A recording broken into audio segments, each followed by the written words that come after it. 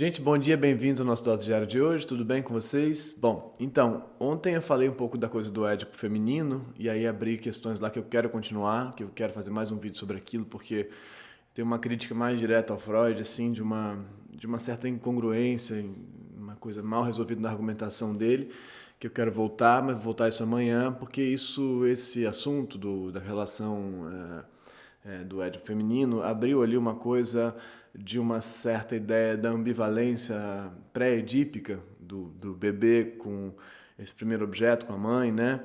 E de tudo que acontece aí, antes da gente entrar na narrativa do Édipo em si, que é uma situação, um campo que é muito rico para lidar com uma outra questão, que é uma questão que eu recebo muito aqui, muito mesmo aqui, e hoje não vou nem ler nenhuma, mas vou mandar para quem me mandou essas perguntas, vou tentar mandar, que é assim, basicamente essa história.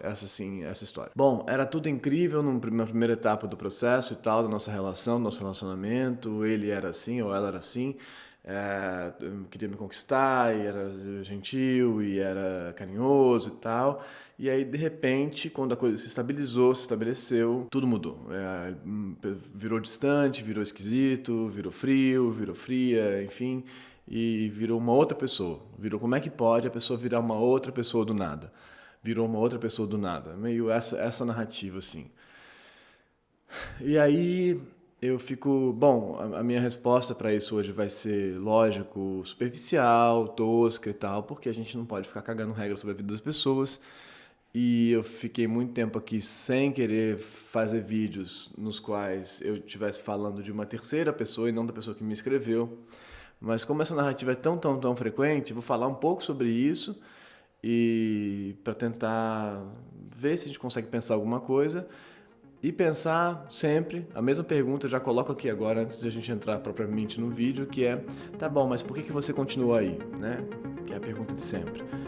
Mas, enfim, vou um pouco falar sobre isso hoje, tá bom? Vamos lá?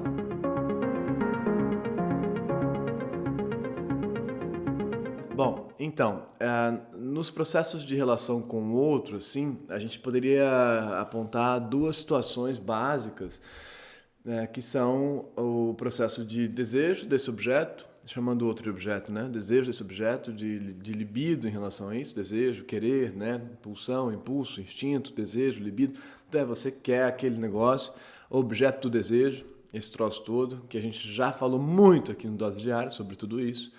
Mas então, essa relação, esse tipo de relação de querer ter, né? Colocando em termos simples.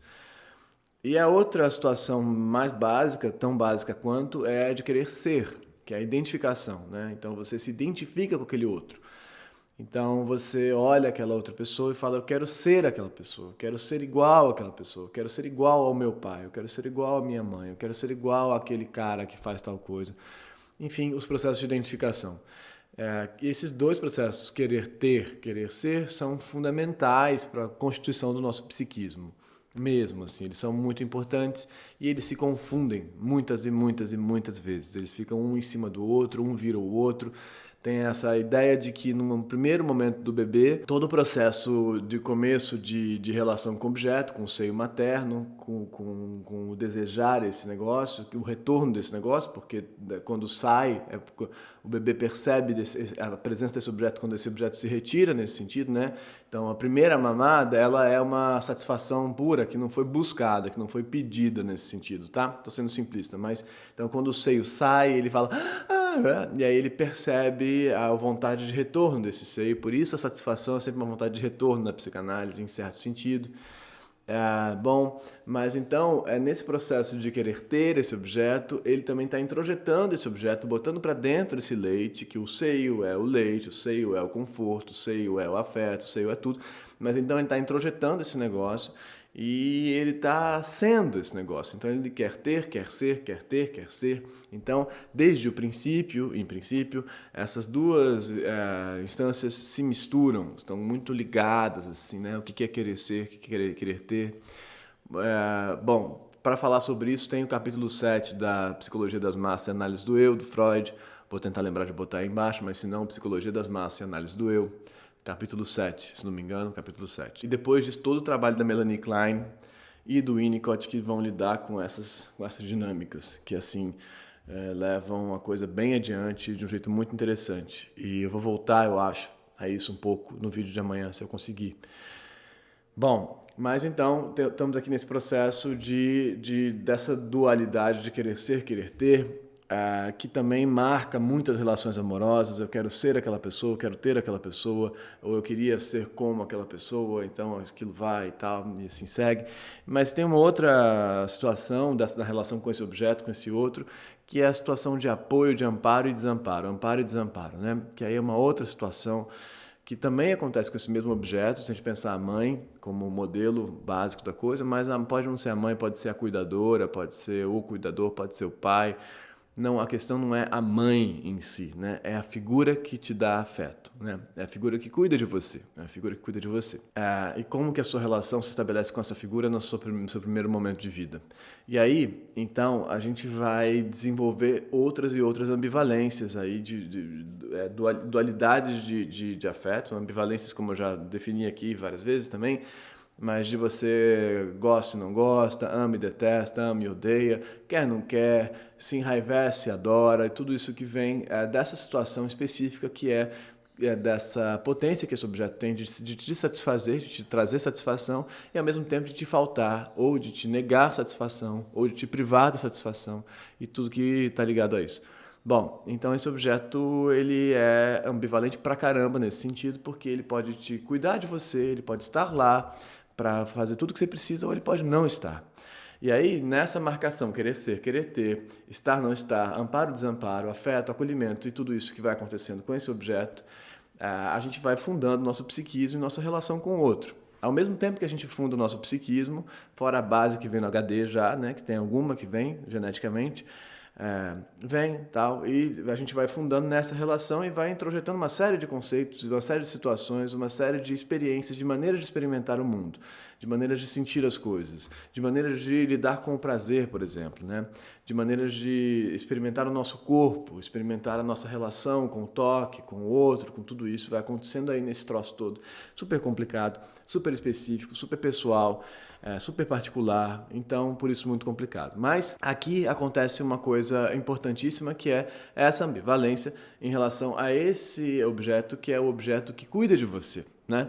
É o outro que cuida de você. Então, quando a gente está lidando com situações narrativas de pessoas que, bom, ele era maravilhoso, ele me mandava flores, ele me ligava, ele mandava mensagem falando coisas de madrugada, ou ela, não importa, não estou falando sobre gênero aqui, tá? Não importa essa questão agora pra gente, eu acho. Mas então tinha isso, ela era incrível e tal, e de repente, quando a gente estabeleceu uma coisa, tudo mudou. Tudo mudou porque tudo mudou mesmo. Tudo mudou porque passamos da ideia aqui do querer ter, né, do querer ter, que poderia estar ligado a uma identificação narcísica de querer ser. Então, eu preciso namorar aquela pessoa porque ela vai me fazer ser melhor.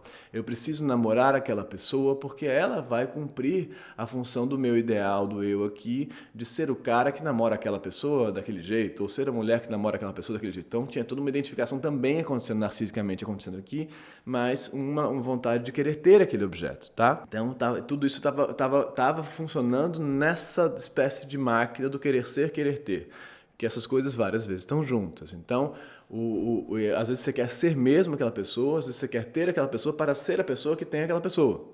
Então, eu quero ter aquela pessoa para ser aquela pessoa que tem aquela namorada, que tem aquele sei lá o quê, aquele namorado, e assim segue. Quando você coloca isso para dentro, quando você introjeta isso, quando você tem esse objeto, aí a história muda. E aí a Melanie Klein seria muito interessante para isso, porque o objeto introjetado ele traz toda a carga dessa relação, dessa ambivalência dessa relação, desse apoio, desse cuidado. A partir do momento que você pôs para dentro essa coisa, esse objeto, ela traz a herança dessa ambivalência dessa relação aqui toda inteira, entendeu? Dessa relação com o objeto, dessa relação desse objeto que estava e não estava, que te privava de coisas, que te dava sofrimento. Então, aí a gente inaugura toda uma situação que não é mais da fase da conquista aqui, do querer ter esse objeto, mas que é da fase da ambivalência dessa relação aqui, com esse objeto de estar ou não estar. Querer, não querer.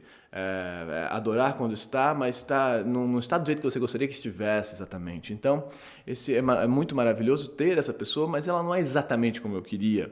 Ela não se comporta exatamente como eu imaginava, e assim segue. Porque a gente entra nesse outro campo aqui.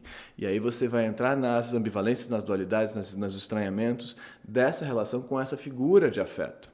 E aí você muda, e aí você fica duro, você vai punir essa pessoa por tudo que você não recebeu, em certo sentido, ou por tudo que você recebeu dessa figura de afeto, porque você entra num outro código, você entra no código dessa história aqui, não mais da história aqui do que eu quero ter para ser, ou o que eu quero ser para ter, enfim.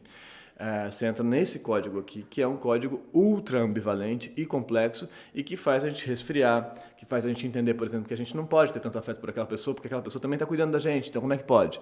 Eu posso ter afeto por ela, e aí a gente entra no Édipo também, né, a partir daí. Mas, de qualquer forma, a relação com essa mãe, né, com essa mãe, em termos de modelo, é a mãe, mas pode não ser a mãe.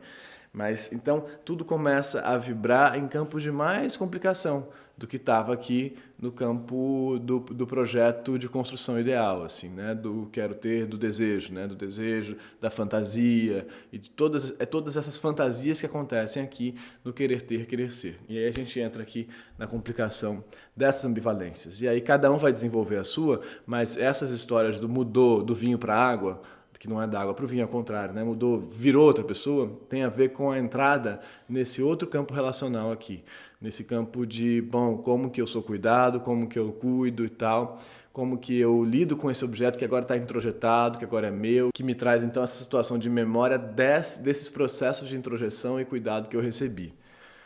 E aí, muito complicado, eu estou fazendo uma simplificação, é lógico, mas eu acho que dá para ter uma noção de, então tem realmente uma passagem que acontece, A quantidade de vezes que a gente ouve a história, eu comecei a namorar, a gente começou a namorar e era tudo muito bem até que se estabilizou. Porque aí você mudou de fase da história, você mudou daqui para cá. E aqui é sempre complexo, aqui é sempre estranho. Dá para entender o que eu quero dizer? Me digam aí se dá para entender o que eu quero dizer. E aí, se tiver alguma questão sobre isso, eu posso continuar outro dia tentando desenvolver mais essa relação. Mas aqui eu indicaria a Melanie Klein para você estudar isso aqui, que é muito legal. Vou tentar lembrar de botar aí embaixo, tá bom? Digam aí o que vocês acham. Gente, muito obrigado mesmo. Curte esse vídeo, né? Curte esse vídeo para o YouTube entender que é um vídeo que faz sentido. Manda ele para alguém, talvez ele sirva para alguém, talvez realmente ele sirva para alguém. Comenta aí embaixo, leia os comentários. Os comentários são muito legais, de verdade são muito legais. Me manda perguntas aí por baixo pelos comentários para todo mundo ler, que é bom. Ou pelo direct do meu Instagram, que aí só eu leio. E aí eu tento responder. E assim a gente segue, amanhã a gente volta com mais um vídeo. E continua essas nossas tentativas de pensar a nossa vida e